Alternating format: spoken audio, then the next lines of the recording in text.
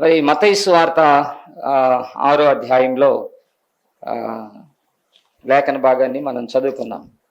మత్తయి సువార్త 6వ అధ్యాయంలో ఉన్నటువంటి వాక్య భాగం చాలా ఇష్టమైనటువంటి లేఖన భాగం. అది నాకు చాలా మంచి భాగం. 6వ అధ్యాయంలో ప్రభు నేర్పినటువంటి ప్రార్థన, ఈ ప్రార్థన దేంతో ప్రారంభమైందంటే పరలోకమందున్న మా తండ్రి, చూడండి, ఆ తండ్రితో ప్రారంభమయ్యేటువంటి ఈ ప్రార్థన చాలా బాగుంటుంది మత్తయి సువార్తలో. అయితే ఈ ఫాదర్స్ డే సందర్భంగా కొన్ని విషయాలు దేవుని వాక్యంలో మనం ఆలోచించినప్పుడు వాక్యం ఏం తెలియజేస్తుంది, ఫాదర్స్ గురించి వాక్యం ఏం తెలియజేస్తూ ఉంది అంటే దేవుడు ఏం చెప్పాడు, పిల్లలకి ఏం చెప్పాడు, ఫాదర్స్కి ఏం చెప్పాడు. ఇది ఈరోజు ఈ రెండు విషయాలు మనం చూడబోతా ఉన్నాం. అది చూసే ముందుగా నేను ఒక మాట ఏంటంటే, తండ్రి గురించి మాట్లాడటం అంత సులువేం కాదు, చాలా కష్టం. అమ్మ గురించి మాట్లాడినంతగా నాన్న గురించి మాట్లాడలేదు. అమ్మ గురించి తలుసుకున్నన్నిసార్లు నాన్న గురించి తలుసుకోలేదు. అమ్మ ప్రేమని చెప్పినంత ఈజీగా నాన్న ప్రేమని చెప్పలేము. అమ్మను గుర్తించినంత ఈజీగా నాన్నను కూడా గుర్తించలేము, చాలా కష్టం. ఎందుకంటే ఆయన ఒక ప్రత్యేకమైన వ్యక్తి, అదొక ప్రత్యేకమైనటువంటి క్యారెక్టర్ కూడా. చాలాసార్లు ప్రపంచం అంతా కూడా నాన్న తక్కువ చేసిందని కాదు కానీ, అట్లనే అమ్మని ఎక్కువ చేసిందని కాదు కానీ, ఎక్కువగా అమ్మని గురించిన మాటలు ఎక్కువ వింటూ ఉంటాం మనం. అమ్మ ప్రేమ, అమ్మ పాలు, అమ్మ లాలింపు, అమ్మ గద్దింపు, అమ్మ హెచ్చరిక, ఇలాంటివి ఎక్కువ వింటూ ఉంటాం. నాన్నది చాలా తక్కువ వింటాం. అందుకని నాన్న గురించి మాట్లాడటం అనేది సులువు కాదనేది నా అభిప్రాయం, చాలా కష్టమైనటువంటిది. ఎందుకంటే లూకాసు వార్త 15వ అధ్యాయంలో ఒక తండ్రి గురించి రాసింటాడు. అదొక్కసారి చూడండి. లూకాసు వార్త 15:20 వచ్చిన అయితే అసలు మన మాటలు అందుతాయా? వాడు ఇంకా దూరంగా ఉన్నప్పుడు తండ్రి వారిని చూచి కనికిరపడి పరిగెత్తి, ఇది వివరించండి చూద్దాం. అసలు దీని మీద ఈరోజు సంఘానికి ఒక పేపర్ ఇచ్చి, ఒక దస్తా ఇచ్చి, వైట్ పేపర్లు రాయండి అంటే సరిపోతాయి. అసలు ఎన్ని వాల్యూమ్స్ వచ్చింటాయి కదా, ఎన్ని గ్రంథాలు, ఎంతమంది పిహెచ్డీలు చేసి, డాక్టరేట్లు చేసి, సెమినార్లో సేవకులు లక్షల కోట్ల ప్రసంగాలు చేస్తుంటారు కదా, సరిపోద్ది అసలు ఈ మాట? తండ్రి గురించి మాట్లాడటము అంత సులువు కాదన్నప్పుడు నాకు గుర్తొచ్చిన మొట్టమొదటి వ్యక్తి అన్నమాట. వాడు ఇంకా దూరంగా ఉన్నప్పుడు తండ్రి వానిని చూచి కనికరపడి పరిగెత్తి వాని మెడ మీద పడి ముద్దు పెట్టుకొని, ఈ సందర్భాన్ని ఊహించుకోండి అసలు కదా, ఎంత కష్టమో. ఊహకు అందనటువంటిది ఇది, మాటలకు అందనటువంటిది, పద్యాలకి పాటలకు అందనటువంటిది, వర్ణనాతీతం ఇది. ఈ గ్యాప్, వాడి దగ్గర డబ్బులుండి దూరం పోయినటువంటి ఈ గ్యాప్ ఉంది చూడండి. ఈ గ్యాప్లో ఆ తండ్రి గుండె కదా, ఆ తండ్రి కన్నులు, ఆ తండ్రి చేతులు, ఆ తండ్రి చూపులు ఎట్లుంటాయి ఒక్కసారి ఆలోచించండి. ప్రతి క్షణము 4 దిక్కులు చూస్తూ ఉండేవాడేమో కదా, ప్రతి క్షణం గుర్తొస్తూ ఉండేవాడేమో. అంచనా వేసుకుని ఉంటాడు తండ్రి. వాడి దగ్గర ఉన్న డబ్బులకి ఎన్ని రోజులు వస్తాయి వీడికి అనేది కూడా అంచనా వేసుకుని ఉంటాడు. మనం కూడా అనుకుంటాం కదా, డబ్బులు ఇచ్చి పంపినప్పుడు, అమ్మో ఇప్పటికే నెల అయింది, బిడ్డకి 2000 ఇచ్చి పంపాను, ఎటు చేస్తున్నాడు ఏమో, పాపం సర్దుకుంటున్నాడో తిన్నాడో లేదు అని. వాడికి ఇచ్చిన పంపించిన డబ్బుల విషయంలో తండ్రి ఒక అంచనాకు వచ్చినా ఇంకా అయిపోయి ఉంటాయి, ఇప్పుడు ఏం చేస్తుంటాడో పాపం వీడు, ఎవరిస్తారు, నా బిడ్డ ఎక్కడున్నాడో, నిద్రపోయాడు లేదా, తిన్నాడా లేదా, కూర్చున్నాడు లేదా, బట్టలు ఎట్టున్నాయో, వాడు ముఖం ఎట్టుందో, క్షేమంగా ఉన్నాడా లేదా, ఇంట్లో ఉంటేనే అంతంత మాత్రం వీడు తినేది, బయట ఉంటే ఎట్లా, అసలు అది వర్ణనాతీతం. మాట్లాడలేం తండ్రి గురించి, వల్ల కాదు అసలు. వాడు దూరంగా ఉన్నప్పుడే చూసి అనే పదం చూడండి. అంటే ఎప్పటి నుంచి కనిపెట్టుకొని ఆ చూపులు, ఇప్పుడు దగ్గర చూపులు కాదు, ఆయన దగ్గర ఉన్నాయి చూసుకోవటం కాదు, లాంగ్లో. ఒకవేళ ఇలా అనొచ్చు కదా, ఒకవేళ ఎప్పుడన్నా ఎవరన్నా కనబడి అటు వెళ్తా ఉంటే వాడిని చూడగానే చటక్కనే అటు తిరిగేవాడేమో, ఇదేంటి నా కొడుకులాగే ఉన్నాడే, నా బిడ్డలాగే ఉన్నాడే, సేమ్ అలాంటి షర్ట్ వేసుకున్నాడే, కొంచెం సైడ్ నుంచి చూస్తే చెవు అట్లే ఉందే, వాడా గబగబా పరిగెత్తుకుంటే దగ్గరికి వెళ్ళిపోయి చూసి అంత నిరాశపడి, రే నా బిడ్డ అనుకున్నానే కాదా అనుకొని ఉంటాడు కదా. కానీ తండ్రి గురించి మాట్లాడటం అనేది మనం అనుకున్నంత ఈజీ కాదు. మన ప్రసంగాలు, మన మాటలు, మన రాతలు, మన పాటలు అంత ఈజీ ఏం కాదు. ఇది గుర్తొచ్చింది నాకు, ఆ సమయము ఎంత పరిస్థితి ఉంటుందో అనేటువంటి మాట.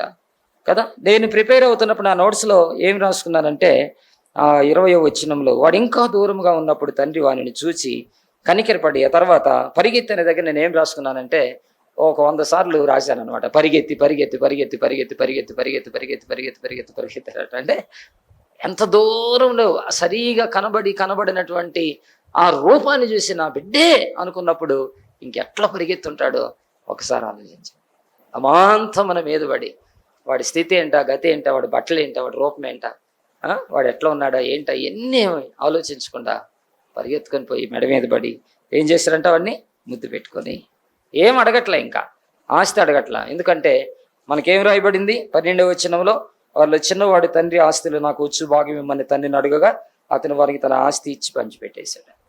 కాబట్టి ఏం చేసావురా డబ్బులు, ఏం చేసావురా బంగారం, ఏం చేసావురా బట్టలు, ఏం చేసావురా ఈ పొలం పేపర్లు, ఏం చేసావురా, ఏం అడగలేదు. ఒకవేళ ఈయన మంచి రిచ్ తండ్రి కదా, ఆ ఊర్లో ఉన్న పొలాలు ఎవరికొకరికి అమ్మేస్తున్నప్పుడు తెలిసి ఉంటుంది కదా, వాళ్ళు వచ్చి ఏది మీ కొడుకు అమ్మేశాడు కానీ 5 ఎకరాలు అని ఉంటాడు అని. కానీ అది కూడా అడగట్లా. తెలిసినా కూడా ఎంత నొచ్చుకొని ఎంత బాధపడినా కొడుకే తన కళ్ళ ముందు, కొడుకే తన మనసులో, కొడుకే తన గుండె చప్పుడు తప్పిపోయి నా కొడుకు కోసం ఆయన పడిన తపన, ఆయన చూపిన ప్రేమ, ఆయన చూపిన ఆ కనికరం, ఆ దయ, అది మన వల్ల కాదు, మాట్లాడలేము. కాబట్టి పిల్లలు, తల్లిదండ్రుల విలువ మీకు అర్థం అవ్వాలని మాటలు చెప్తా ఉన్నాను. చిన్న చిన్న వాటి కోసము తండ్రిని తల్లిని మాట్లాడొద్దు, నోటికి వచ్చినట్టు అవమానించవచ్చొద్దు. కొంతమంది బూతులు తిడతారు తండ్రిని, చెడ్డ మాటలు తిట్టేవాళ్ళు అన్నారు. కొంతమంది కాలుతో దంతాను అనేవాళ్ళు కూడా ఉన్నారు. తండ్రిని అంటారు కొంతమంది కాలుతో దంతాను అనేవాళ్ళు, వెళ్ళిపో ఇంట్లో నుంచి అనేవాళ్ళు కూడా ఉన్నారు. కొన్నిసార్లు ఆ తండ్రి గుండె ఎంత నరకం అనిపిస్తుందో ఒకసారి ఆలోచించండి. నీకేం తెలియదు అనే మాట ఎంత భలే కష్టం. తండ్రిని పట్టుకో నీకేం తెలుసు అన్నారు అనుకో, అసలు మాట చిన్నది, భలే ఈజీగా నీకేం తెలుసాయా, నీకేం తెలుసు అంటారు. నీకేం తెలుసు అంటేనే ఆ తండ్రి సగం చచ్చిపోతాడు ఆ పదానికే. ఏం తెలియకుండానే నిన్ను కన్నాడా, ఏం తెలియకుండానే నిన్ను చదివించాడా, ఏం తెలియకుండానే నిన్ను పెద్దోని చేశాడా, ఏం తెలియకుండానే నీకు పెళ్లి చేశాడా, ఏం తెలియకుండానే నీ అవసరాలు తీర్చాడా, ఏం తెలియకుండానే మీ అన్నని, మీ అక్కని, మీ చెల్లిని, వీళ్ళందరినీ పోషించి పెద్ద చేశాడా, ఏం తెలియకుండానే ఇల్లు కట్టాడా, ఏం తెలియకుండానే ఇవన్నీ తీసుకొని వచ్చాడు. ఒకసారి చూడండి, ఈజీగా నేస్తారన్నమాట. నీకేం తెలుసాయా, నీకేం తెలుసు అనేస్తారు తండ్రిని. నీకేం తెలుసాయా అంటంతో నా తండ్రి సగం చచ్చిపోతాడు. మీకు తెలుసో తెలియదు, ఆ తండ్రి యొక్క బాధ అంత వర్ణనాతీతం అనమాట. అది తండ్రి అదేది అంటారు కదా, ఆడదాని మనసు ఆడదానికే తెలుసు అని. ఏంటంటే తండ్రి మనసు తండ్రికి అర్థమవుతుంది తెలుసా. కాబట్టి తండ్రిని గురించి మాట్లాడటం అనేది అంత ఈజీ కాదు. తండ్రిని గురించి మాట్లాడటము చాలా కష్టమైనటువంటి పని. కాబట్టి అది వర్ణిస్తేనే, వివరిస్తేనే అంతుపట్టనటువంటి విషయం. అలాగే ఆదికాండం 22వ అధ్యాయంలో కూడా చూడండి, అక్కడ కూడా గమనించండి. ఆదికాండము 22వ అధ్యాయం కూడా, ఇక్కడ కూడా తండ్రి బాధను ఒకసారి చూడండి ఎలా ఉంటుందో. 7వ వచనం, ఇస్సాకు తన తండ్రి అయిన అబ్రహాముతో నా తండ్రి అని పిలిచాను. అందుకు అతడు ఏమి నా కుమారుడా అనెను. అప్పుడు అతడు నిప్పును కట్టెలను ఉన్నవి కానీ దహన బలికి గొర్రెపిల్ల ఏది అని అడుగుగా, ఈ మాటలో ఆ తండ్రిని ఒకసారి ఊహించుకోండి. తెలీదా ఆయనకి గొర్రెపిల్ల ఎవరో తెలీదా, గొర్రెపిల్ల ఏంటో తెలీదా? 22వ అధ్యాయం మొదటి వచనంలో ఏం రాయబడింది, 22 మొదటి వచనంలో ఏం రాయబడింది? ఆ సంగతులు జరిగిన తర్వాత దేవుడు అబ్రహామును పరిశోధించినట్లనగా ఆయన అబ్రహామా అని పిలువగా అతడు చిత్తం ప్రభు అన్నాడు. 2వ వచనం, అప్పుడు ఆయన నీ ఒక్కడైన నీ కుమారుని అనగా నీవు ప్రేమించి ఇస్సాకుని తీసుకొని మోరియా దేశమునికి వెళ్ళి అక్కడ నేను నీతో చెప్పబో పర్వతములో ఒక దాని మీద దహన బలిగా అతనిని అర్పించుమని చెప్పెను. తెలీదా? ఇప్పుడు దేవుడు ఆల్రెడీ రివీల్ చేశాడు కదా, ఆ మోరియా పర్వతం మీద చూపించేటువంటి స్థలంలో తన కుమారుడైనటువంటి ఒక్కడైనటువంటి లేక పుట్టిన ప్రేమించిన ఆ ఇస్సాకును తీసుకెళ్ళి బలిచ్చినప్పుడు, ఆ తీసుకెళ్తున్నప్పుడు ఆయనకి తెలియదా? ఇప్పుడు ఆ పోతూ పోతూ పర్వతం సమీపం వచ్చి ఇక పర్వతం పైకి ఎక్కాలి, బలిచ్చే స్థలానికి ఎక్కాల్సిన సమయంలో అప్పుడు దాకా మౌనంగా ఉన్న కుమారుడు, అప్పుడు దాకా మౌనంగా ఉన్న తండ్రి, అప్పుడు దాకా మౌనంగా ఉన్నటువంటి పనివాళ్ళు, అప్పుడు దాకా 3 రోజులు సైలెంట్గా సాగుతున్నటువంటి ఆ ప్రయాణంలో 7వ వచనము ఒక కుదుపు, మామూలు కుదుపు కాదు అదే. ఒక్కసారిగా 100 మంది వచ్చి ఆ తండ్రి గుండెని అలా ఒత్తేసినట్టే కదా. ఒక బత్తాయిని తీసుకొని ఏ విధంగా జ్యూస్ పిండుతారో, ఒక నిమ్మకాయని పిండుతారో, ఏ విధంగా ద్రాక్షాలని గానుగులేసి తొక్కుతారో, ఏ విధంగా గోధుమ పిండిని తీసుకొని ఆ రొట్టె చేయడానికి అలా పిసుకుతారో, ఏ విధంగా ఆ తోటకూరని ఆ సట్లు వేసి ఆ పప్పుకు తీసుకొని అలా రుబ్బుతారో ఆ తండ్రి గుండె అట్ట అయి ఉంటుందేమో. నేను ఓన్లీ మాన్యువల్ చెప్తున్నాను. ఒకవేళ మిషనరీ చెప్పాలంటే మీరు పప్పు అలా మిక్సీలో వేసి అలా తిప్పితే గీ అని తిరిగినట్టుగా ఆ తండ్రి గుండె మిక్సీలో వేసి తిప్పినట్టు అయి ఉంటుంది కదా. ఆ చిన్న పదమే. వర్ణించగలమా తండ్రి ప్రేమని? చెప్పగలమా తండ్రి గురించి? రాయగలమా? నీ తండ్రి నీకు అర్థమవుతున్నాడు అసలు? ఆయన బాధ ఏంటో నీకు తెలుస్తుందా? ఆయన ఎవరి కోసము అనేది అర్థమవుతుందా? ఎందుకు నిద్రపోవట్లేదు? ఎందుకు ఇంటికి రావట్లేదు? ఎందుకు చినిగిపోయిన బట్టలు వేసుకుంటున్నాడు? ఎందుకు అర్ధరాత్రి దాకా పనిచేస్తున్నాడు? ఎందుకు ఆ తండ్రి పిసినారిగా ఉన్నాడు? ఎందుకు ఆ తండ్రి అందరు తిన్నాక తింటూ ఉన్నాడు? ఇంకా చాలే అని, ఆకలి అవుతున్నా కూడా ఇక చాలే అని, ఇంకొంచెం తినాలనిపించినా కూడా ఇంకొద్దు ఇప్పుడే కడుపు నిండి ఫ్రెండ్స్తో తిన్నానని, ఇప్పుడు ఆకలి అవ్వట్లేదని ఎందుకు అంటున్నాడో పిల్లలు అర్థం చేసుకోగలుగుతున్నారా? పిల్లలే కాదు, భార్య అర్థం చేసుకోగలుగుతుందా భర్తని? తండ్రే కదా నీకు కూడా. ఆయన కిరీటం కదా, యజమానుడు కదా. కాబట్టి అర్థం చేసుకోగలుగుతున్నామా ఆ బాధని, ఆ కష్టాన్ని, ఆ రూపాన్ని? చూడండి, ఆ 7వ వచనము మాట వింటేనే నా తండ్రి గుండె ఎంత అల్లాడిపోయి ఉంటుంది కదా. ఇస్సాకు అడుగుతున్నాడు, ఇస్సాకు తన తండ్రి అయిన అబ్రహాముతో నా తండ్రి అని పిలిచాను. ఆ పదంకే అయిపోయి ఉంటాడు సగం అబ్రహాం కదా.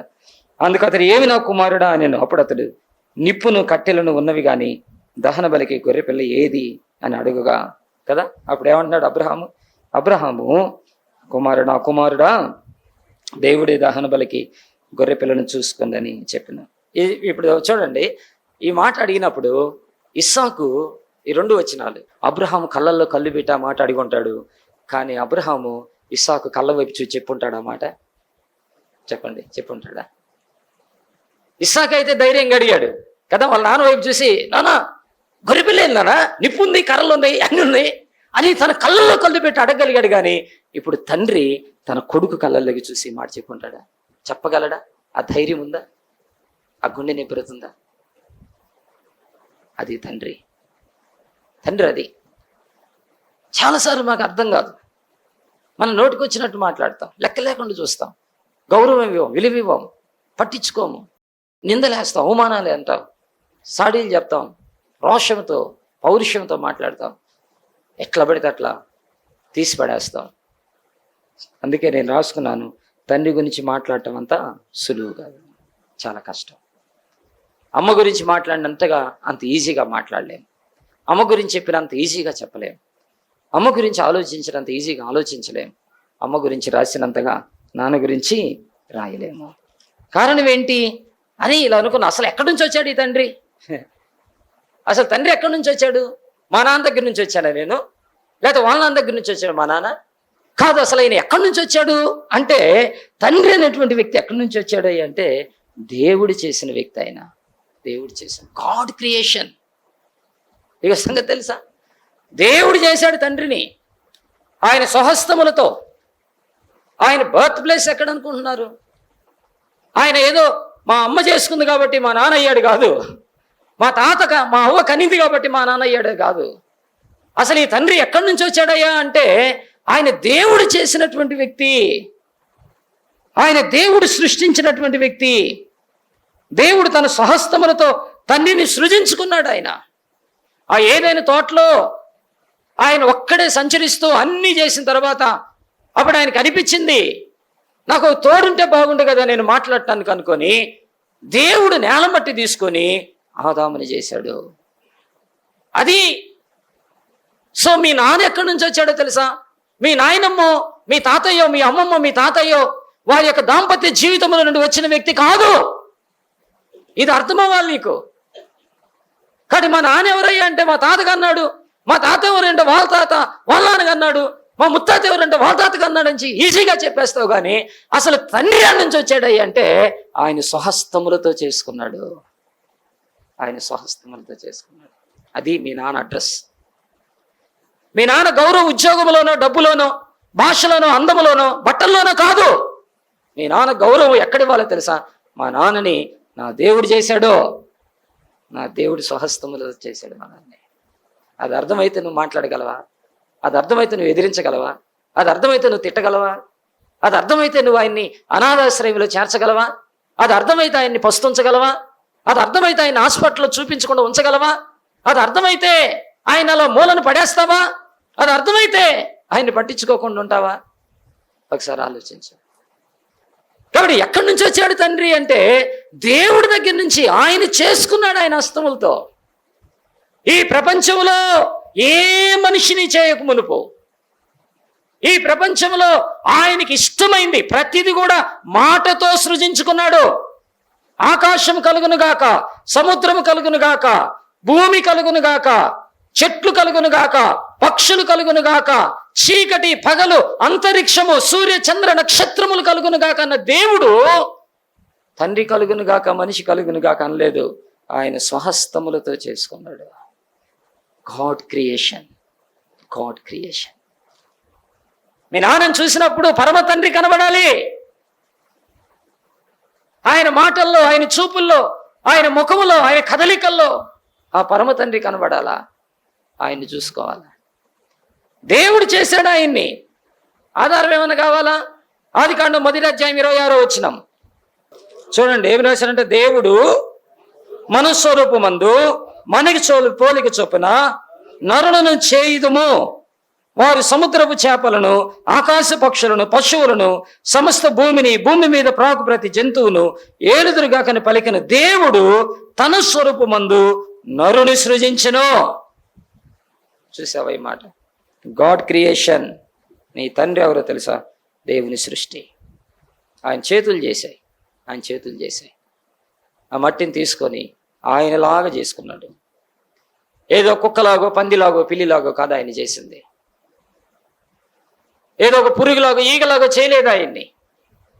ఆయన చేతులతో చేసుకున్నాడు, ఆయనలాగా చేసుకున్నాడు, ఆయన కొరకు చేసుకున్నాడు.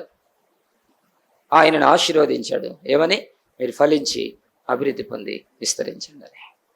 ఎంత ఆశ్చర్యం అండి! తండ్రి యొక్క విలువేంటో మనకు అర్థం అవ్వాలి, తండ్రి ఏంటో మనకు అర్థం అవ్వాలి. ఇంకా చెప్తాను. అంతేకాదు, ఈరోజు ప్రపంచంలో ఎవరైనా సరే తండ్రి లేకుండా, తల్లి లేకుండా పుట్టారా? చెప్పండి. ఇల్లు లేకుండా ఉండొచ్చు, పొలం లేకుండా ఉండొచ్చు, అందం లేకపోవచ్చు, ఉద్యోగం లేకపోవచ్చు, చదువు లేకపోవచ్చు, ఆస్తి లేకపోవచ్చు, వెండి బంగారాలు లేకపోవచ్చు, స్నేహితులు లేకపోవచ్చు, బంధువులు లేకపోవచ్చు. కానీ తల్లి తండ్రి లేకుండా ఎవరైనా ప్రపంచంలో ఉన్నారా? వాళ్ళు ఉంటేనే కదా మనం ఉంది. తండ్రి లేడు, తల్లి లేదని ఎవరైనా చెప్పగలమా? ఒకవేళ చనిపోతే అది వేరే విషయం. చనిపోయినా కూడా తల్లిదండ్రి లేకుండా నువ్వేమి రాలేదు కదా. నువ్వు కడుపులో ఉన్నప్పుడైనా సరే చనిపోయి ఉండొచ్చు, కానీ ఒక తండ్రి అనేవాడు ఉంటేనే కదా, ఒక తల్లి అనేది ఉంటేనే కదా. నువ్వు భూమి మీద నవమాసాలు నిండే లోపే నీ తండ్రి దేవుని పిలుపు అందుకొని వెళ్ళిపోయి ఉండొచ్చు, నీ తల్లి అలా నిన్ను కని చనిపోయి ఉండొచ్చు. కానీ వాళ్ళు ఉంటేనే నువ్వు ఉన్నావు, లేకపోతే లేదు. వాళ్ళు ఉంటేనే నువ్వు ఉన్నావు. సైన్స్ ఎంత అభివృద్ధి చెందిన ఒక టెస్ట్ బేబీ అని అదని ఇదని వచ్చినా కూడా అది దాని యొక్క సారాంశం ఏంటో మీ అందరికీ తెలుసు అనుకుంటాను. ఏంటంట, ఒక పురుషుని యొక్క వీర్య కణాలను తీసుకొని తల్లి గర్భంలోనికి చొచ్చింపజేసిన తర్వాతే మరలా బిడ్డ అవ్వాల్సిందే, కానీ లేకపోతే లేదు, లేకపోతే లేదు. కాబట్టి నాకెవరు లేరంటానికి లేదు. నీ తండ్రి లేకుండా నువ్వు లేవు, నీ తల్లి లేకుండా నువ్వు లేవు. కాబట్టి ఏదో ఇల్లు ఇవ్వలేదనో, పొలం ఇవ్వలేదనో, డబ్బులు ఇవ్వలేదనో, ఆస్తి ఇవ్వలేదనో, చదివియలేదనో, దానికోసం నీ తండ్రిని నీ తల్లిని అవమానపరచడం అనేది అజ్ఞానం, అవివేకం, అసమర్థత, పాపం కూడా అది. వాళ్ళు లేకపోతే నువ్వు లేవు కదా. మరి ఈరోజు వాళ్ళు లేకూడదనే కోరుకునే వాళ్ళు చాలా మంది ఉన్నారు. సచ్చినా బాగుండ్రా అంటున్నారు కొన్నిసార్లు. కొంతమంది భార్యలు అయితే ఈయన సచ్చినా బాగుండు, ఈమె సచ్చినా బాగుండు అనే వాళ్ళు కూడా ఉన్నారు కొంతమంది. వాళ్ళు లేకపోతేనే నువ్వు లేవన్న సత్యం నీకు అర్థమైంది. అసలు నీ తండ్రి లేకపోతే నువ్వు ఎక్కడున్నావు, నీ తల్లి లేకపోతే నువ్వు ఎక్కడున్నావు. వాళ్ళు లేకపోతే మనం లేం. ఈరోజు ఏదో చిన్న చిన్న వాటి కోసం నువ్వేం చేసావు అని మాట్లాడుతున్నాం, కానీ ఆయన ఏం చేశాడా? నీకు జన్మనిచ్చాడు. ఇంకేం చేయాలా? జన్మనిచ్చాడు, నీకు ఒక అడ్రస్ ఇచ్చాడు. ఒకవేళ దేవుని దయ వల్ల బతికుంటే నిన్ను చదివిచ్చాడు, నిన్ను పెద్ద చేశాడు, నీకు వస్త్రాలు తీసిచ్చాడు, నీకు గౌరవం ఇచ్చాడు, విలువిచ్చాడు, నీకు ఇల్లు ఇచ్చాడు, స్థలం ఇచ్చాడు, పెళ్లి చేశాడు, నీతో ఉన్నాడు. ఆయన ఏం చేశావు అని అంటాం మనం. జాగ్రత్త, తండ్రి గురించి చెప్పడం నా వల్ల కాదు, ఎవరి వల్ల కూడా కాదు, చాలా కష్టం. ఎన్ని చెప్పినా కూడా కష్టమే, ఎన్ని చేసినా కూడా ఇబ్బందే. కాబట్టి తండ్రి ఎంత విలువైన వాడు, ఎంత గొప్పవాడో ఈరోజు మనకి అర్థమవ్వాలని మాటలు జ్ఞాపకం చేస్తున్నాను. ఆయనే లేకపోతే మనం లేం కదా. మనం ఈ భూమి మీద జన్మించామంటే తల్లి తండ్రి కారణం కదా. అలాంటి తండ్రి గురించి వాక్యం ఏం చెప్తా ఉంది? దేవుని వాక్యం, ఈ లేఖనాలు ఏం చెప్తున్నాయి ఆ తండ్రి గురించి?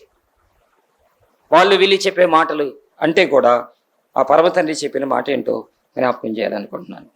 నేను ఇలా రాసుకున్నాను కొన్ని మాటలు. తండ్రి అంటే వెరీ రెస్పాన్సిబిలిటీ పర్సన్, తండ్రి అంటే సాక్రిఫిషియల్ పర్సన్, తండ్రి అంటే చెప్పొచ్చు it's a hard, is very hard. తండ్రి ఆయన ఒక బలం మనకి, ఆయనకు శక్తి మనకి, ఆయన పండ మనకి.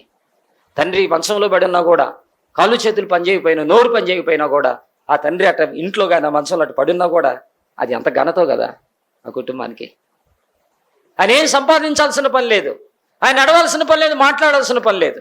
కనీసం మన ఇంట్లో అలా ఊపిరి తట్టు పడున్నా కూడా తండ్రి, అది ఎంత విలువో కుటుంబానికి, ఎంత గౌరవమో కుటుంబానికి, ఎంత అండో, ఎంత ఆశ్రయమో, ఎంత ఘనతో. ఇది అర్థమవట్లేదు. కొంతమంది అనుకుంటారు, ఎందుకే ముసలాడు సచ్చినా బాగుండు, అడ్డమైపోయాడు, మాకు పిల్లలకు అడ్డమైపోయాడు, ఇంట్లో అడ్డమైపోయాడు, మా నాన్నని వదిలిపోలేక మేము ఏడీ పోయలేకపోతున్నాం అమ్మాయి ద్వారా మమ్మల్ని వదిలిపెట్ట, ఇట్ అనుకుంటాం మనం. ఆయన శరీరంలో ఏ అవయవం పని చేయకుండా ఊరికి ఆయన అలా పడి ఉన్నా కూడా కుటుంబానికి ఆశీర్వాదమేనండి. నీకు ఘనతేది, నీకు గౌరవమేది, నీకు విలువే. వాళ్ళకి ఒక ముద్ద అన్నం పెట్టడానికి, 4 చెంబులు నీళ్ళు తోడటానికి, తడిగుడ్డతో ఒళ్ళు తొడవటానికి, ఎప్పుడో ఉదయం సాయంత్రం ఒక బీపీ పిల్ల, షుగర్ బిల్ల వేయటానికి మన వల్ల కావట్లా. పోవాలని చూస్తున్నాం, చస్తే బాగుండు అనుకుంటున్నాం, ఏ నుండి మాకు తలకాయ నొప్పి అనుకుంటున్నాం. ఉన్నారు అలాంటి వాళ్ళు క్రైస్తవ కుటుంబాల్లో కూడా. చాకిరి చేయలేకపోతాం, 24 గంటలు ఏమని చేస్తామా? లేదు. మనకి ఎన్ని చేస్తుంటారు వాళ్ళు. ఆ రోజుల్లో జబ్బులు చేస్తే పరిస్థితి ఏంటి మన చిన్ననాటి దినాల్లో? ఇప్పుడేదో ఫోన్ కొట్టగానే అంబులెన్స్ వస్తుంది, ఫోన్ కొట్టగానే డాక్టర్లు వస్తున్నారు, 10,000 పడేస్తే నర్సుని చూసుకుంటున్నారు, ఏదో ఒకటి చేస్తున్నారు. ఆ రోజుల్లో ఏముందండి? రోడ్లు ఉన్నాయా? కరెంటు ఉన్నాయా? డాక్టర్లు అందుబాటులో ఉన్నారా? మోటార్ సైకిల్ ఉన్నాయా? కార్లు ఉన్నాయా? అంబులెన్సులు ఉన్నాయా?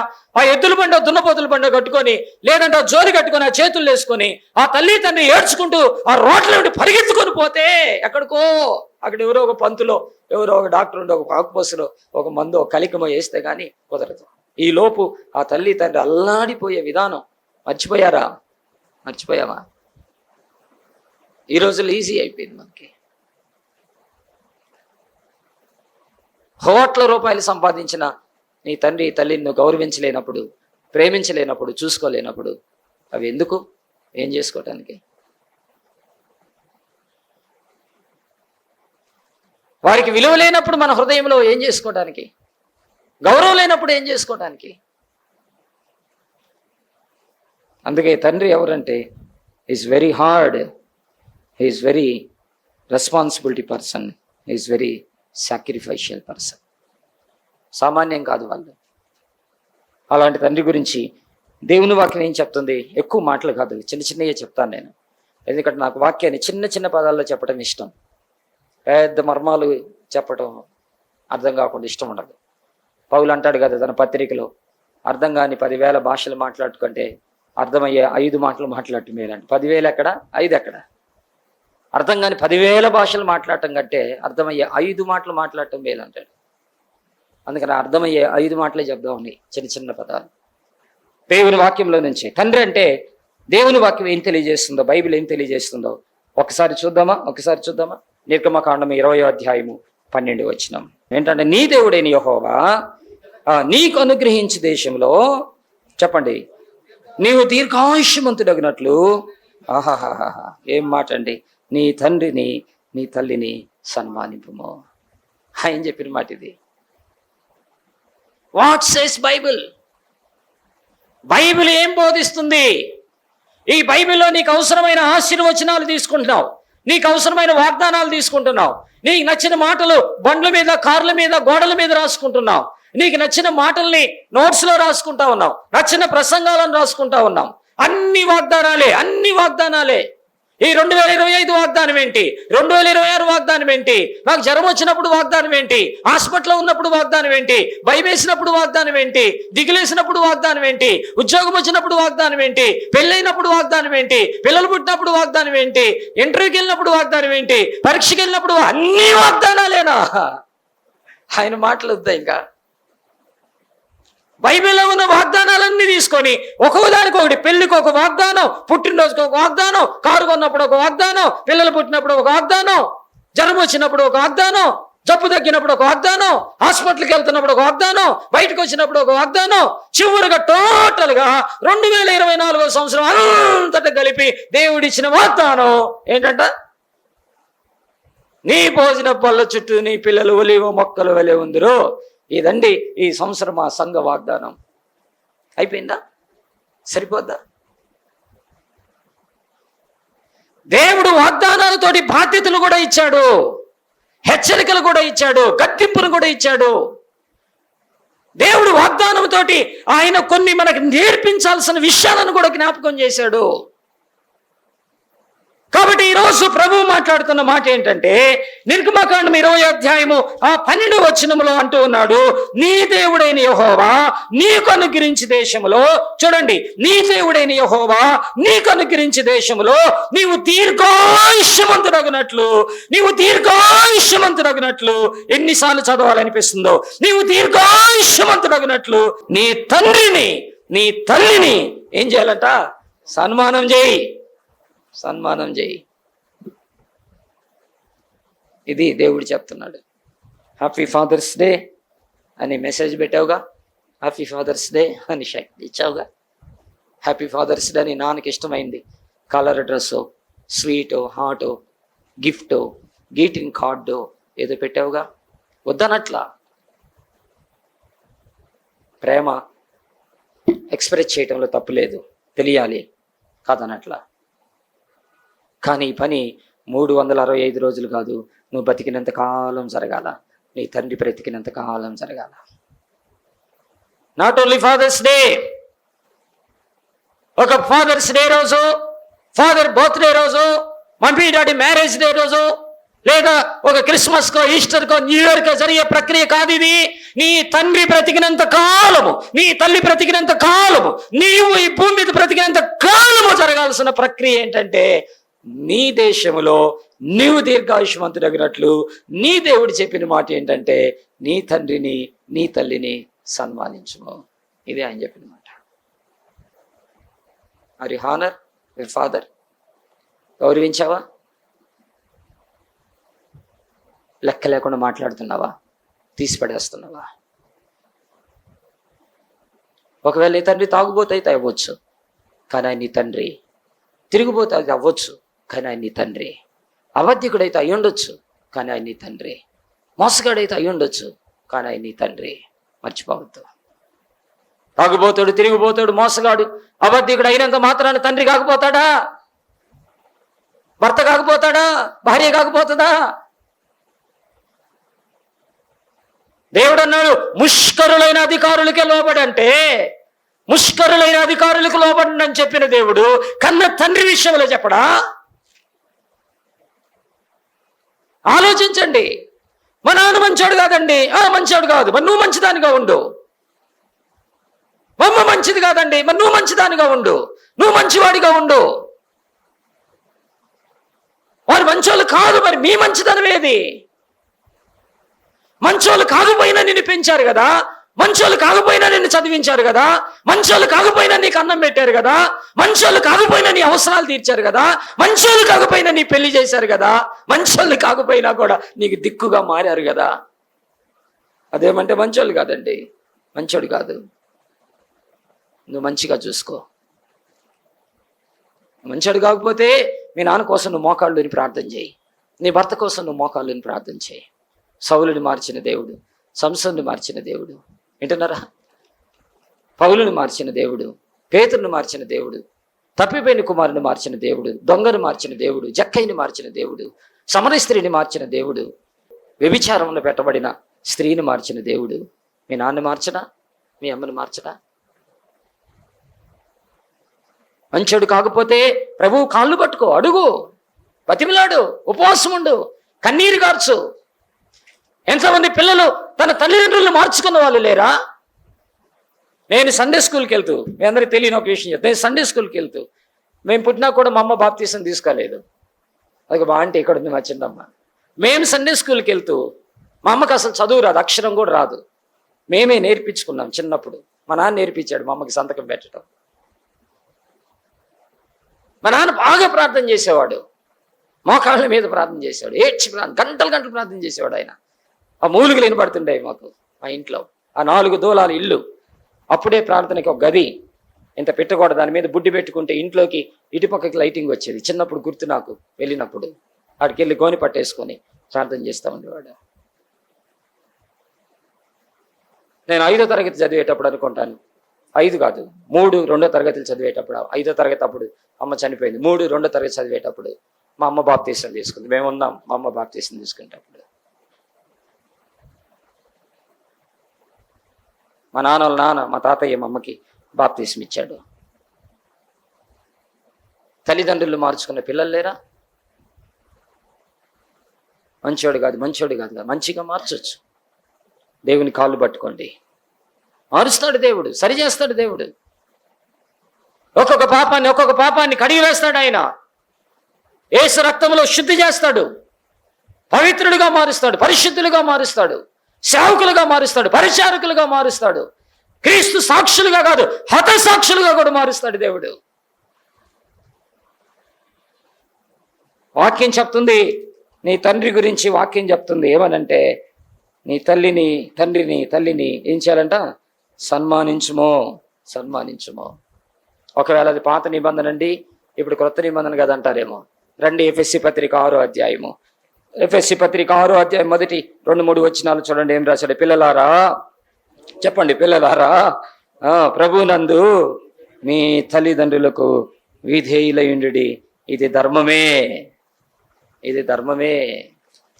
పిల్లలారా, ఆయన అంటున్నాడు, పిల్లలారా ప్రభునందు మీ తల్లిదండ్రులకు విధేయులయుండుడి, ఇది ధర్మమే.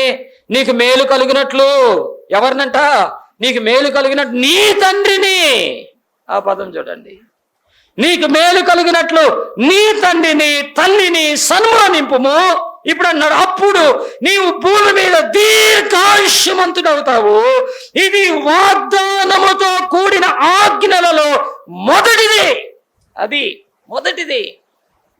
ఎక్కడికి వచ్చిందో చూడు, ఇది మొదటి ఆజ్ఞలోకి వచ్చేసింది.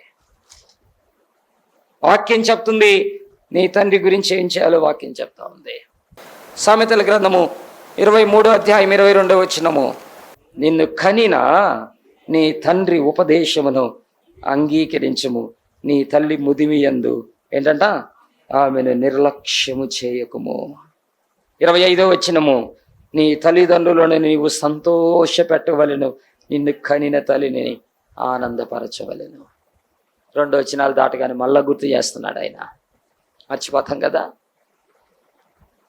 ఆయన మరలా గుర్తు చేస్తున్నాడు. జ్ఞాని అయిన సొలొమోను, నిన్ను కనిన నీ తండ్రి ఉపదేశమును అంగీకరించుము, నీ తల్లి ముదిమియందు ఆమెను నిర్లక్ష్యము చేయకుము. 25వ వచనము, నీ తల్లిదండ్రులను నీవు సంతోష పెట్టవలెను, నిన్ను కనిన తల్లిని ఏం చేయాలంట? ఆనందపరచవలెను. అలా చేయకపోతే 20 సామెతలు 20 తన తండ్రినైనను తల్లినైనను దూషించు వాని దీపము కారు చీకట్లో ఆరిపోతుంది. ఎంత పెద్ద మాట అండి, కారు చీకట్లో ఆరిపోతుంది. ఏమంటాడట? తన తల్లినైనను తండ్రినైనను దూషించు వాని దీపము కారు చీకట్లో ఆరిపోతుంది. ఎంత పెద్ద మాట అండి దేవుడు, ఎంత పెద్ద మాట. యేసు ప్రభు మనకెంత మాదిరో కదా. ఆయన యేసు ప్రభు మనిషి కుమారుడిగా, దేవుడు మనిషి కుమారుడిగా యేసు అనే నామమును ధరించుకొని భూమి మీదకి వచ్చినప్పుడు ఆయన ఎంత తన తండ్రి విషయంలో ఎన్ని మాటలు చెప్పాడో, తన తండ్రి విషయంలో ఎన్ని మాటలు చెప్పాడో. లూకాసు వార్త 2వ అధ్యాయము 49వ వచనం చూడండి. కొంచెం త్వరగా వెళ్దాం. లూకాసు వార్త 2వ అధ్యాయము 49వ వచనం చూడండి. ఆయన మీరేలా నన్ను వెతుకుచుండిరి, నేను నా తండ్రి పనుల మీద ఉండవలెనని మీరు ఎరుగరా. యేసయ్య చెప్పినాడు ఏంటట, నా తండ్రి పనుల మీద ఉండవలెనని మీరు ఎరుగరా. యోహాను సువార్త 10వ అధ్యాయం 29వ వచనం, వాటిని నాకు ఇచ్చిన నా తండ్రి అందరికంటే గొప్పవాడు గనుక నా తండ్రి చేతిలో నుండి ఎవడును వాటిని. నా తండ్రి అనే పదం చూడండి ఎంతగా మాట్లాడుతూ ఉంటాడు. యోహాను సువార్త 14వ అధ్యాయం 2వ వచనంలో అంటాడు, నా తండ్రి ఇంట అనేక నివాసములు కలవు అంటాడు. అనేక నివాసములు కలవు. లూకాసు సువార్త 23వ అధ్యాయం 34వ వచనంలో, తండ్రి వీరేం చేస్తున్నారు, వీరు ఎరుగరు గనుక వీరిని క్షమించు అన్నాడు. అదే లూకాసు సువార్త 29లో 23లో ఆయన అంటాడు, తండ్రి నీ చేతికి నా ఆత్మను అప్పగించుచున్నాను అన్నాడు ఆయన. యోహాను సువార్త 4వ అధ్యాయంలో 20, 21, 22 వచనాల్లో సమరయ స్త్రీతో మాట్లాడేటప్పుడు అంటాడు, తండ్రిని ఆరాధించువారు ఆత్మతో సత్యముతో ఆరాధించాలంటాడు. తండ్రి తండ్రి తండ్రి తండ్రి ఈ పదాలు చూసారా ఎంత మాట్లాడతాడో ఆ ప్రభు. మనకి నేర్పించిన మార్గం ఇది. ఊరికి చెప్పలా, నీ తండ్రిని సన్మానించమని, నీ తండ్రికి లోబడమని, నీ తండ్రి ఉపదేశం వినమని, నీ తండ్రిని గౌరవించమని, ప్రేమించమని ఊరికి చెప్పలేదు. ఆయన లోబడి జీవించాడు, ఆయన ప్రేమించాడు, ఆయన తండ్రిని జ్ఞాపకం చేసుకున్నాడు, ఆయన తండ్రి పనుల మీద ఉన్నాడు. ఆ తండ్రి అప్పగించిన పనిని ముగించి, తండ్రి నీ చేతికి నా ఆత్మను అప్పగించుచున్నాను అన్నాడు. ప్రభువు నేర్పించిన మార్గం ఇది. బైబిల్ బోధిస్తున్న బోధ ఇది. యెషయా గ్రంథం 64:8 అంటాడు, నీవే మాకు తండ్రివి అని రాయబడింది. యెషయా గ్రంథం 64:8 నీవే మాకు తండ్రివి అని రాయబడింది. యెషయా గ్రంథం 6వ అధ్యాయంలో ఆయన గురించి అంటూ ఆయన నిత్యుడగు తండ్రి అని రాయబడింది. విన్నారా ఈ మాటలు? నిత్యుడగు తండ్రి అని చెప్పబడింది. ఇలా చెప్పుకుంటా పోతే చాలా విషయాలు. అంతేకాదు, తండ్రి శిక్షిస్తాడని, తండ్రి ప్రేమిస్తాడని, తండ్రి గద్దిస్తాడని, తండ్రి సరిచేస్తాడని ఎన్ని విషయాలు ఆ ప్రభు మాట్లాడాడు.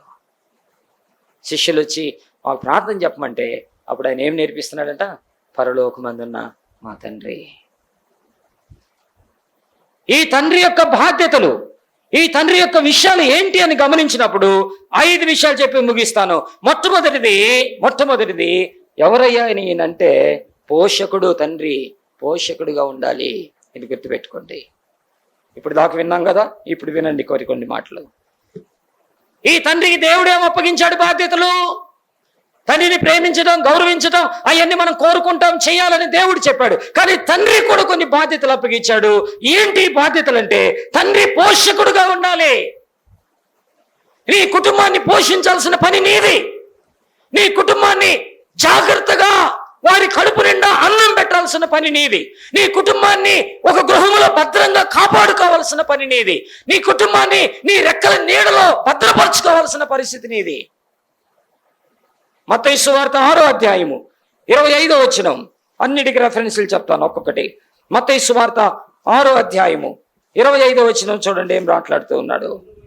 చూడండి, అందువలననే నేను మీతో చెప్పినదేమనగా, ఏమి తిందుమో ఏమి త్రాగుదుమో అని మీ ప్రాణమును గురించి అయినను, ఏమి ధరించుకుందామని మీ దేహమును గురించి అయినను చింతింపకుడి. ఆహారము కంటే ప్రాణమును, వస్త్రము కంటే దేహమును గొప్పవి కావా. 26వ వచనం, ఆకాశ పక్షులని చూడుడి, అవి విత్తవు, కోయవు, కొట్లలో కూర్చుకొనవు, అయినను మీ పరలోకపు తండ్రి ఏం చేస్తున్నాడంట?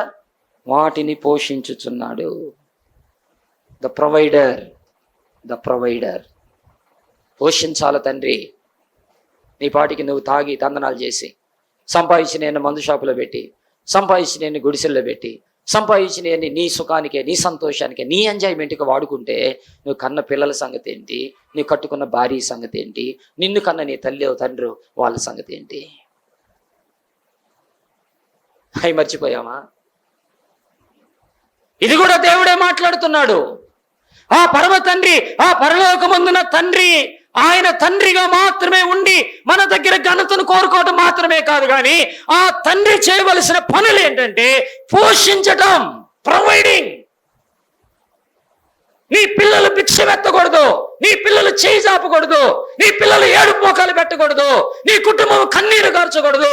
రాత్రి పగలు కష్టపడి పనిచేసి నీ పిల్లలని, నీ కుటుంబాన్ని పోషించాల్సిన పని ఎవరిదంట? తండ్రిది. తండ్రిది. ఎవరు చూస్తారు మరి? ఎవరు చూస్తారు? తల్లిదండ్రులు చూడొద్దా?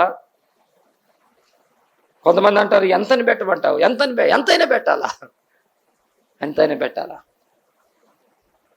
ఆ బిడ్డలని పెంచాల్సిన పని, పోషించాల్సిన పని, పెద్ద చేయాల్సిన పని, వాళ్ళ పెళ్లిళ్ళు చేయాల్సిన పని, వాళ్ళని జాగ్రత్తగా కనిపెట్టుకొని గొప్ప వాళ్ళని చేయాల్సిన పని ఎవరిదంట? తండ్రిది. మర్చిపోవద్దు, మర్చిపోవద్దు. తండ్రిగా ఉంటేనే కుదరదు. తండ్రికి బాధ్యతలు ఉన్నాయి, బాధ్యతలు ఉన్నాయి.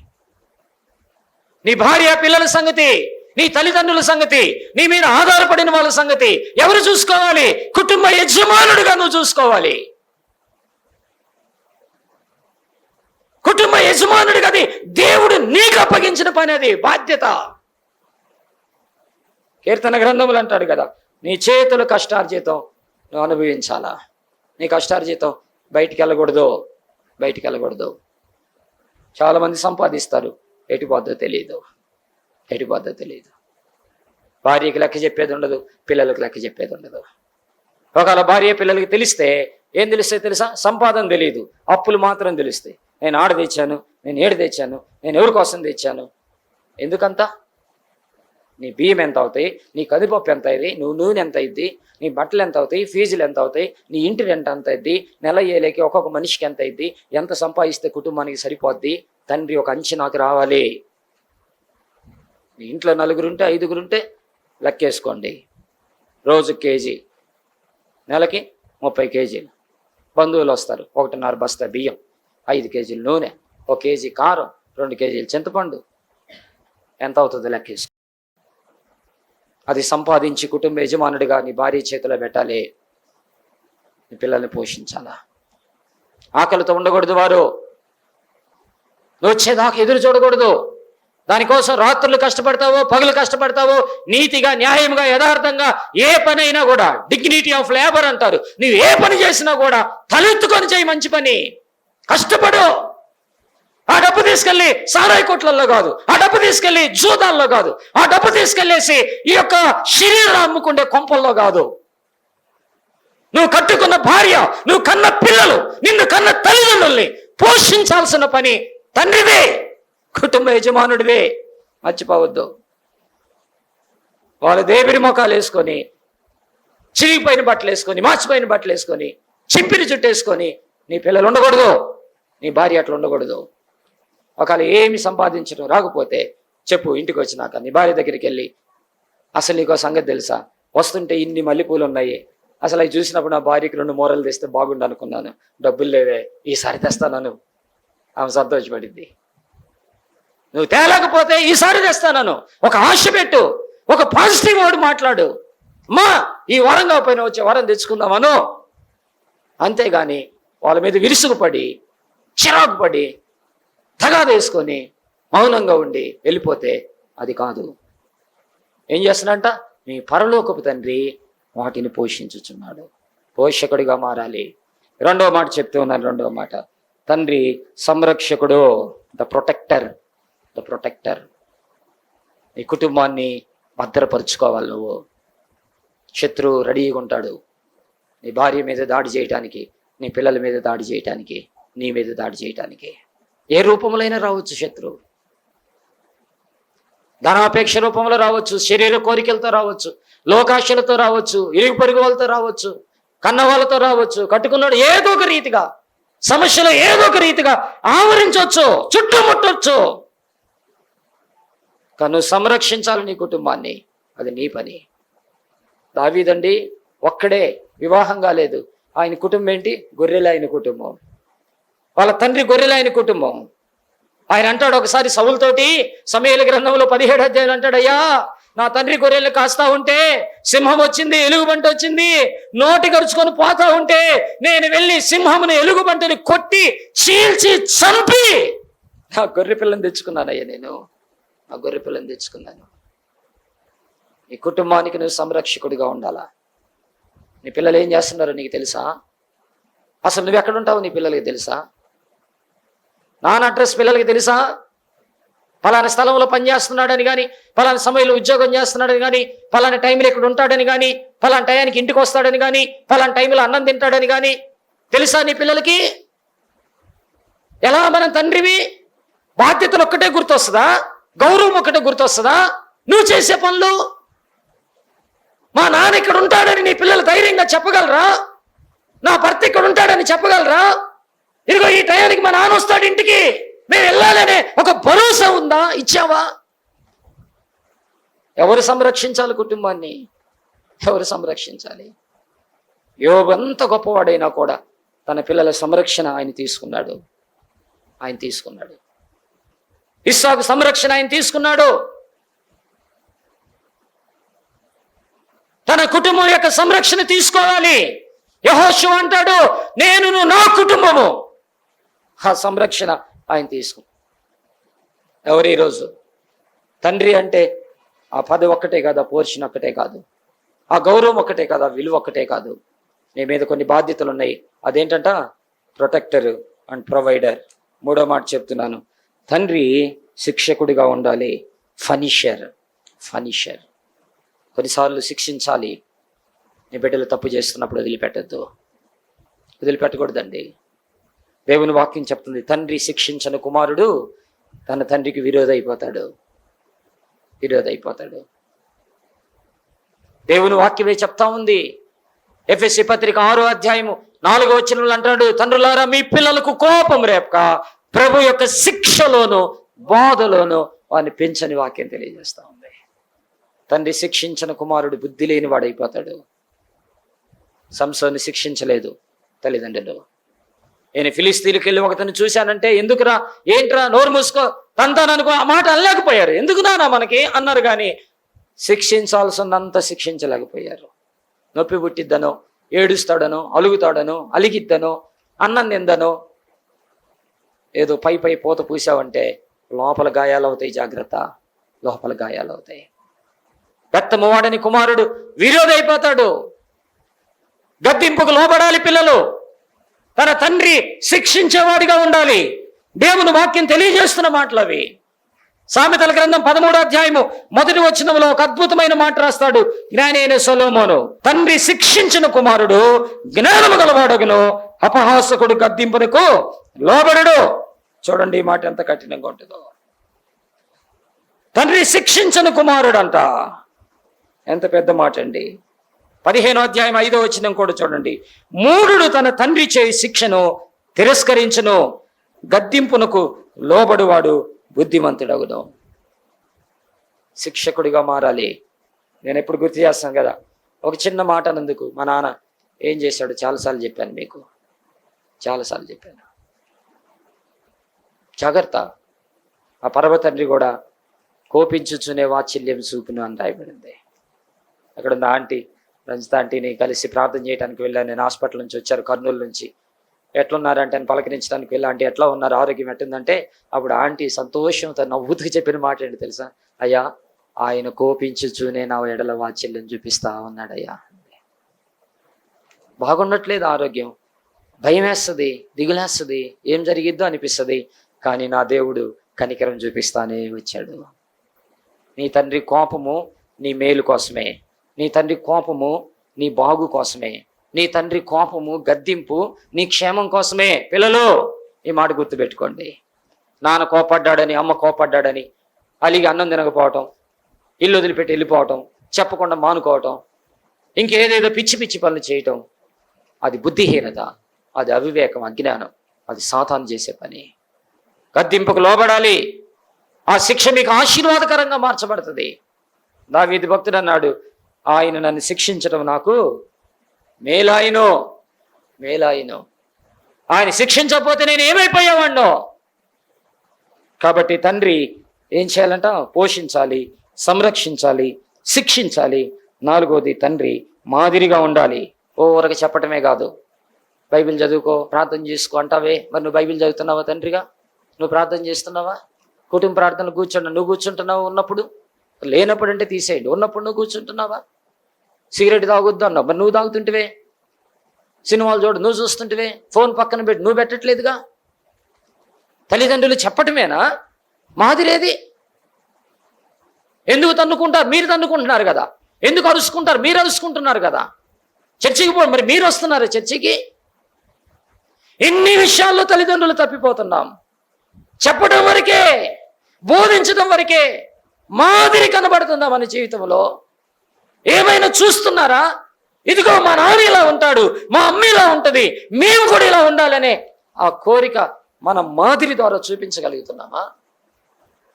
సమూయేలు గ్రంథంలో రాస్తాడు కదా, సమూయేలు చిన్నోని పాలు విడవగానే షిలోహు మందిరానికి తీసుకెళ్తే ఆ దేవుని మందసాన్ని చూడగానే, ఏలీని యాజకుని చూడగానే సమూయేలు అక్కడే మ్రొక్కెను అని రాయబడింది. వాళ్ళ అమ్మ చెప్పినట్లు లేదు అక్కడ. కారణం ఏంటో తెలుసా? ఇంట్లో ఆమె ప్రార్థన చేసిన అనుభవం చూశాడు, ఆమె దగ్గర చూశాడు, ఆ తల్లిదండ్రుల దగ్గర చూశాడు. మనము మాదిరికరమైన జీవితం జీవించాలి. మన పిల్లలకి బోధించడం మాత్రమే కాదు, వాళ్ళకి చూపించగలగాలి మన జీవితంలో నుండి. యథార్థంగా ఉండటం, నీతిగా ఉండటం, తగ్గింపు కలిగి ఉండటం, కనికరముతో ఉండటం, ప్రేమతో ఉండటం, క్షమించే మనసు కలిగి ఉండటం, ప్రార్థనా పరులుగా ఉండటం, విశ్వాసులుగా ఉండటం, భక్తి పరులుగా ఉండటం, పరిచర్యలో ఉండటం, పెద్దలని గౌరవించటం, సంరక్షించటం చూపించాలి. 5వ మాట చెప్తున్నాను. 5వది తండ్రి ప్రీస్ట్గా ఉండాలి, యాజకుడిగా ఉండాలి కుటుంబానికి. నీ కుటుంబానికి నువ్వే పాస్టర్. ఇన్ని కుటుంబాలకి నేను పాస్టర్ అనుకో, సంఘ కాపరి అనుకో, కానీ నీ కుటుంబంకి వచ్చేలేకి నువ్వు కాపరిగా ఉండాలా. Your priest.